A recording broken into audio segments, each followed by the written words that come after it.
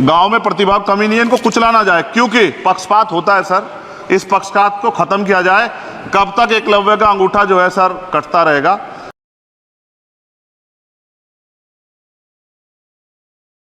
बुला दें 2 मिनट के लिए सर, किसको? चंद्रशेखर। श्री चंद्रशेखर 2 मिनट। 2 मिनट।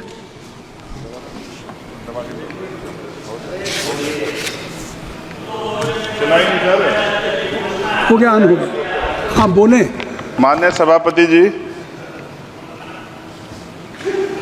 आखिरी तक कर दिया है आपने। मैं तो 3.5 घंटे से इंतजार कर रहा हूँ। सौभाग्यशाली आपको अवसर मिल गया।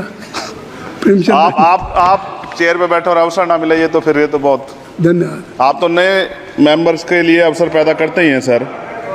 सबसे पहले तो मैं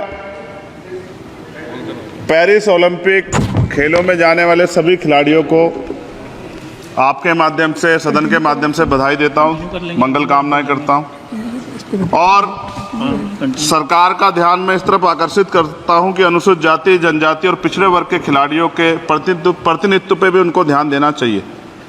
हम ग्रामीण अंचल से आते हैं। ग्रामीण क्षेत्रों में ना तो स्टेडियम है, ना स्पोर्ट कॉलेज है, ना यूनिवर्सिटियां हैं और प्रतिभा का कोई मोल ही नहीं है सर। हम खुद अच्छे खिलाड़ी थे मगर अवसर ही नहीं मिला। अब यहाँ आने में भी बहुत समय लगा, सड़कों पे संघर्ष करना पड़ा। इनकी स्पीच, इसलिए मेरा आपसे आग्रह है बोलने दीजिए इनको कि इन वर्गों का प्रतिनिधित्व बढ़े। इसके लिए सरकार को योजना चलानी चाहिए। अभी क्या योजना है उसमें? आपकी स्पीच तक सदन की कार्रवाई बढ़ाई जाती है। आपकी स्पीच तक सदन की कार्रवाई चलेगी। 6 बज रहा है। अच्छा ठीक, सदन समाप्त हो जाता है, लेकिन आपकी स्पीच शुरू हो गई तो आपकी स्पीच तक सदन की कार्रवाई। धन्यवाद, बहुत बहुत धन्यवाद। लेकिन कृपया तो सभापति जी 5 मिनट में कंक्लूड। मैं आपके माध्यम से सरकार से जानना भी चाहता हूं कि ग्रामीण अंचल और SC ST OBC के प्रतिनिधित्व बढ़ाने के लिए क्या कदम उठाए गए हैं तथा इस संबंध में कुल कितनी धनराशि आवंटित की गई है और कितनी धनराशि आवंटित करने का प्रस्ताव। क्या उक्त श्रेणी खिलाड़ियों को पर्याप्त प्रशिक्षण के लिए सरकार द्वारा अलग से कोई प्रशिक्षण केंद्र स्थापित किया गया है या किए जाने का प्रस्ताव। उक्त खेलों में अलग अलग स्पर्धाओं में उक्त श्रेणी के कुल कितने खिलाड़ियों को भेजे जाने का प्रस्ताव है तथा इन सब खिलाड़ियों का श्रेणीवार कुल कितना प्रतिनिधित्व रहेगा। साथ साथ अभी हमारे साथी कह रहे थे कि खेल में जाति और धर्म नहीं होता। सर जाति तो है।